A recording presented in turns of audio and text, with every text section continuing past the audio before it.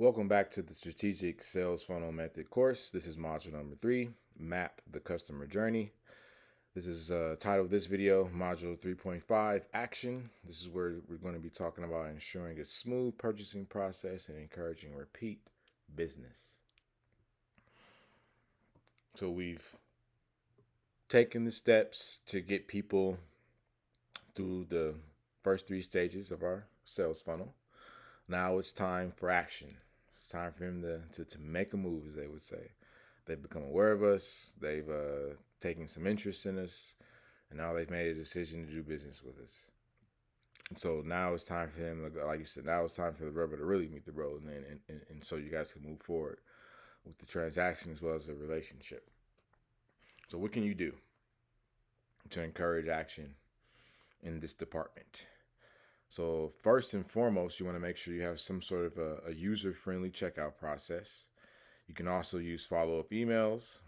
You can use loyalty programs, and you can use customer support. So when it comes to user-friendly user-friendly checkout process, just making it simple for them to exchange payment with you. Nowadays, with digital payments, things like Cash App, Zelle, as well as integrations on your website with with Stripe, Square. You can. It's very simple to collect payment nowadays. You're not just limited to them mailing some cash. Mailing a check in, or you having to wait for them to mail a check in, I should say, or just receiving cash that you have to go deposit into the bank. Now, obviously, you have to figure out what works best for you and your clients, but again, you just want to always make it simple, for them to pay. And in some instances, based upon how you've structured some of your offers, you can get a lot of your payments up front as long as you have some sort of a cash register, quote unquote, a button on your website that allows them to pay you. So that's where, and a lot of times, a lot of local businesses, they miss out on some sales opportunities simply because they haven't productized their services, which means B, that they can't provide them online and collect payment up front, as opposed to, again, waiting on the back end. So again, user friendly checkout process, making it easy for them to make that purchase, to pay you. Follow up emails. You want to make sure that again, you can set it up to where you have a automated sequence go out that once they confirm their order, and you give them that thank you email, then they're going to get some more, getting them primed up for your some of your next offers.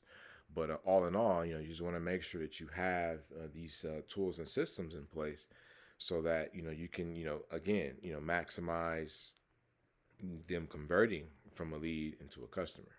Next, loyalty programs. So that's where you implement, obviously, coming, the more familiar ones are like going to restaurants, for example, and come in 10 times on your 10th meal, on your 10th one, your 10th punch out, I should say. You get some sort of, something free. You can do something similar, with your renovations company. It might not necessarily be on that regard, in regards to, some, punch out card situation. But, you just got to get creative and figure it out for yourself. But there is some sort of loyalty program you can implement. It might be your recurring program where they pay certain amounts, and that gives them, because they're a member of your annual or biannual maintenance plan. They get a X percentage off discount on their services. That could be your loyalty program. So you just got to get creative though. Don't limit yourself and think that just because you're not a certain type of business, you can't implement these same tactics into yours. No, it's just about being very creative. Next, customer service. So again, that's just all about being friendly, providing excellent customer service, and being able to address any issues as they arise, and then making sure you ensure customer satisfaction. So when we covered looking at the reviews, remember, like, people, it's one of the things that people talked about was how professional and friendly and thorough, how good of a job they did, how they were on time, all that customer support, customer service, in a sense, it leads to people wanting to spend money with you. So don't sell yourself short in that regard. That's one of the few areas in your business you have control over.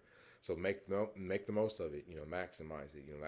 That's an area you can excel in compared to your competition, and because that alone, that might be the difference maker between the customer doing business with you as opposed to one of your competitors.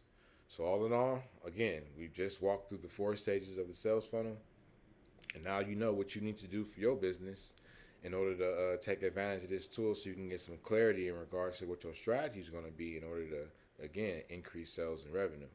All right. So on that note, we'll end this module, and let's get ready for the next one.